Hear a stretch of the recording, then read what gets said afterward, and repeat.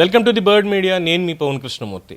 Public private పార్ట్నర్షిప్కి సంబంధించి అదేదో పెద్ద బూతు అని, అవినీతికి పరాకాష్ట అని, ప్రభుత్వ ఆస్తుల్ని ప్రజల ఆస్తుల్ని విచ్చలవిడిగా అమ్మేస్తున్నారు అన్యాయులకి అని చెప్పి ఆరోపణలు చేస్తున్నటువంటి వాళ్ళు రెండు తెలుగు రాష్ట్రాల్లో కోటి సంతకాల సేకరణ చేసినటువంటి ప్రబుద్ధులు మరి వీటిని కూడా అమ్మేశారా అని చెప్పి ఒక ప్రశ్న ఉత్పన్నం అవుతోంది. ఎందుకంటే పబ్లిక్ ప్రైవేట్ పార్ట్నర్షిప్లో నడుస్తున్నటువంటి సంస్థలు ఏవైతే ఉన్నాయో వాటికి సంబంధించినటువంటి ఒక చిన్నపాటి లిస్ట్ మాత్రమే. అందులో ఉన్నటువంటిది Hyderabad metro, LNT Hyderabad metro public private పార్ట్నర్షిప్లో భాగంగా నడుస్తుంది. మరి ప్రైవేట్ పార్ట్నర్షిప్లో ఎల్ఎన్టీ వాళ్ళే బాబు మా కొద్ది భారం మేము మొయ్యలేకపోతున్నాం, లాసెస్ వస్తున్నాయి కాబట్టి మీరే కొనుక్కోండి అని ప్రభుత్వానికి ఇచ్చేసేటువంటి పరిస్థితి ఎదురవుతోంది. ఒక పక్కన ఎల్ఎన్టీ మెట్రో దానికి ఇచ్చినటువంటి స్థలాలు, పార్కింగ్ స్థలాల పేరుతోటి ఇచ్చినటువంటివి వీటన్నిటిని మరి ఎల్ఎన్టీ వాళ్ళు ఏమైనా అమ్మేశారా? ఎల్ఎన్టీ మెట్రోని బయట ప్రైవేట్ మొత్తం ప్రభుత్వ ఆస్తులు ఏవైతే ప్రభుత్వ భూములు ఏవైతే వాళ్ళకి ఇచ్చారో ఎల్ఎన్టీ వాళ్ళకి వాళ్ళన్నీ అమ్మేసుకున్నారా? వాటిని సమాధానం ఉండదు. ఎందుకంటే అయ్యా ఎల్ఎన్టీ మెట్రోని పార్కింగ్ స్థలాన్ని మీరే తీసుకోండి, మాకు అవసరం లేదు, మేము మొయ్యలేకపోతున్నాం ఈ భారం, మాకు ఇవ్వాల్సిన డబ్బులు మాకు ఇచ్చేస్తే సరిపోతుంది, దీంట్లో వాటా ప్రభుత్వమే కొనుగోలు చేసుకోండి అని చెప్పి ఎల్ఎన్టీ వాళ్ళు చెప్తున్నారు.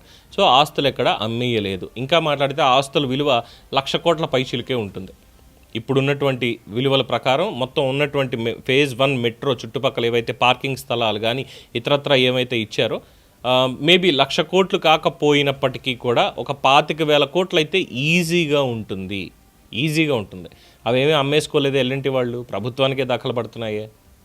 సెకండ్, శంషాబాద్ విమానాశ్రయం జిఎంఆర్ వాళ్ళతో కలిసి కట్టించిందే, నిర్వహణ ఇదంతా కూడా వాళ్లే చూస్తున్నారనేది అందరికీ తెలిసిందే. మరి శంషాబాద్ విమానాశ్రయానికి ఉన్నటువంటి ఆ 5,000 ఎకరాల భూములు ఇవన్నీ కూడా వాళ్ళు అమ్మేశారా? అది ఇంటర్నేషనల్ ఎయిర్పోర్ట్ని అమ్మేశారా? Next, outer ring road, national highways authority of India NHAI వాళ్ళు ఉన్నారు. ఔటర్ రింగ్ రోడ్కి సంబంధించి ఎక్కడెక్కడ డెవలప్మెంట్కి ఏ సంస్థలకు ఇచ్చారో వాళ్ళు అక్కడ నిర్మాణాలు చేసి ఔటర్ రింగ్ రోడ్ని పెట్టారు. అలాగే టోల్ గేట్లు ఇవన్నీ ప్రైవేట్ వాళ్ళు నిర్వహిస్తున్నారు. ప్రభుత్వ భాగస్వామ్యం కూడా దాంట్లో ఉండింది. మరి అమ్మేశారా? పీపీపీ మోడల్లో ఉన్నదాన్ని మొత్తం ఔటర్ రింగ్ రోడ్ భూములన్నీ కూడా అమ్మేసుకుని ప్రైవేట్గానే నడిపించుకుంటున్నారు ఏమన్నా? అది రాజమండ్రి గోదావరి మీద 4వ బ్రిడ్జి అండి. 4వ బ్రిడ్జిని ప్రభుత్వం ఏమీ మొత్తం సొమ్మునన్నీ పెట్టేసి కట్టినదండి. పబ్లిక్ ప్రైవేటు పార్ట్నర్షిప్లో భాగంగానే వాటిని కూడా కట్టించేశారండి. మరి దాన్ని ఏమైనా అమ్మేశారటండి? మరి దానికి కూడా సమాధానాలు చెప్పాలి కదండి. తర్వాత మా ఈశాపట్నం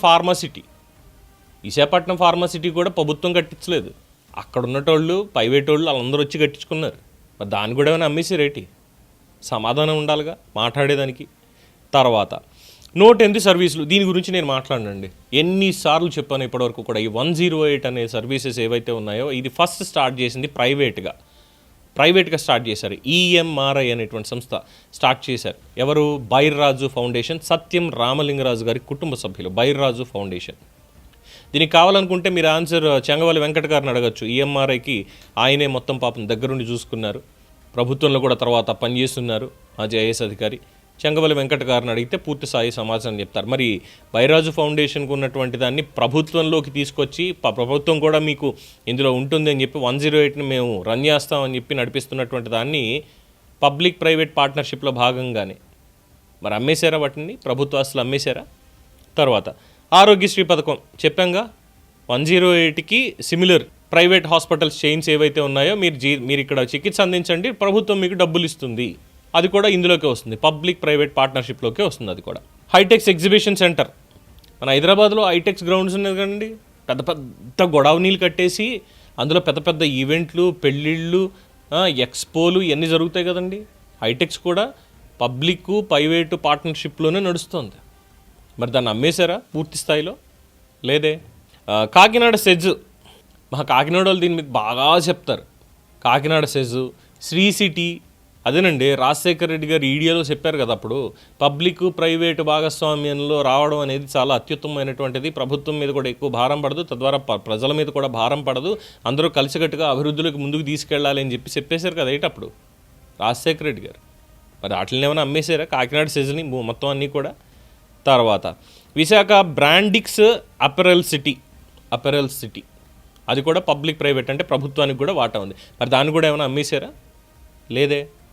తర్వాత హైదరాబాద్ మెహదీపట్నం దగ్గర నుంచి మొదలెడితే శంషాబాద్ ఎయిర్పోర్ట్కి వెళ్ళేదాకా పీవీఎన్ఆర్ ఎక్స్ప్రెస్ హైవే అని ఒకటి ఒక పెద్ద ఫ్లైఓవర్ ఒకటి ఉంది కదండి. పీవీ ఎక్స్ప్రెస్ హైవే అండి. ఓన్లీ కార్లు, లారీలు, బస్సులు వెళ్ళడానికి మాత్రమే, 4 వీలర్లు వెళ్ళడానికి మాత్రమే పెట్టారు చూసారా. అది కూడా పబ్లిక్ ప్రైవేట్ పార్ట్నర్షిప్లోనే పెట్టించారు అంతే తప్ప అదేమీ పూర్తిగా గవర్నమెంటే పెట్టేహామని చెప్పి అనలేదు కదా. మరి దాన్ని కూడా ఏమైనా అమ్మేశారా? దానికి ఇచ్చినటువంటి ఆ స్థలాలు కానీ మిగతా అయినా అమ్మేశారా? లేదే. తర్వాత శ్రీ సిటీ ఇందాక చెప్పాంగా, ఏపీఐఏసి ద్వారా ఆంధ్రప్రదేశ్ ఇన్ఫ్రాస్ట్రక్చర్ దానికి సంబంధించి వాళ్ళు ప్రభుత్వం కడితే పన్నుల భారం ప్రజల మీద ఎక్కువ పడుతుంది కాబట్టి ప్రైవేట్ ఎంటిటీస్ని తీసుకొచ్చి ఇద్దరు కూడా కలిసి చేసేటువంటి దాంట్లో ఇబ్బంది ఉండదు అని చెప్పి అంటుంటే మరి ఇన్ని వచ్చాయి దీంట్లో. ఈ చాలా తక్కువ, చెప్పినవి చాలా తక్కువ, ఇంకా ఎక్కువ ఉన్నాయి. మరి వాటన్నిటిని కూడా అమ్మేశారు, చేశారని చెప్పి అబద్ధ ప్రచారం చేస్తే ఏడు చెప్పాలి. పబ్లిక్ ప్రైవేట్ పార్ట్నర్షిప్లో ఇవి మాత్రమే కాకుండా ఇంకా ఉన్నాయి. నేషనల్ హైవేస్ అథారిటీ ఆఫ్ ఇండియాకి సంబంధించినటువంటి రోడ్లు ప్రైవేట్ భాగస్వామ్యంతో. ఎందుకంటే మనందరికీ బాగా పరిచితమైనటువంటి పేరు మెగా ఇంజనీరింగ్ వాళ్ళు కేరళలో ఇలాగే ఒక రోడ్డు వేశారు. 1 సంవత్సరం పాటు వాళ్ళని బిడ్డింగ్లో పాల్గొనకుండా నిషేధం విధించింది ఎన్హెచ్ఏ. ఎందుకంటే వాళ్ళు వేసిన రోడ్డు నాసిరకంగా అక్కడ ఉంది కాబట్టి అని. వాళ్ళ డబ్బులతోటే వేయొచ్చు. తర్వాత అందులో పార్ట్నర్షిప్ అనేది ప్రభుత్వం 40%, వీళ్ళ 60%. ఎందుకంటే టోల్ గేట్ పెట్టి టోల్ కూడా వసూలు చేసుకోవచ్చు కాబట్టి 10 ఏళ్లకో 15 ఏళ్లకో లీజ్ అనేది ఉంటుంది కాబట్టి దాని మెయింటెనెన్స్ అంతా చూసుకోవాలి కాబట్టి. సో ఇలాగా ప్రైవేట్ వాళ్ళని దీంట్లోకి తీసుకొచ్చి చేస్తున్న దానికి వచ్చేసరికి ఇప్పుడు మెడికల్ కళాశాలలో మాత్రమే అమ్మేయడానికి చేస్తున్నారు. అది కూడా ఆంధ్రప్రదేశ్లో మాత్రమే. తెలంగాణలోను, కర్ణాటకలోను, కేరళలోను, తమిళనాడులోను, మిగతా రాష్ట్రాల్లోనూ ఎక్కడ కూడా ఈ రకమైనటువంటి పబ్లిక్ ప్రైవేట్ పార్ట్నర్షిప్ అంటే వ్యతిరేకత కానీ లేదంటే దాని మీద చెడు అభిప్రాయం కానీ ఏం కనిపించట్లా. కానీ కొంతమంది పెయిడ్ ఆర్టిస్టులు తగలడతారు. వాళ్ళు కూడా ఆఖరికి అంటే ప్రకాష్ రాజ్ లాంటి వాళ్ళు పీపీపీ పేరుతోటి వైద్యాన్ని అమ్మేస్తున్నారు మొత్తం అంతా అని చెప్పి తప్పుడు ప్రచారం చేస్తారు. మరి ఏం చెప్పాలి వీళ్ళందరికీ? మరి ఇవన్నీ కూడా అమ్మేశారా? సమాధానం చెప్పగలుగుతారా?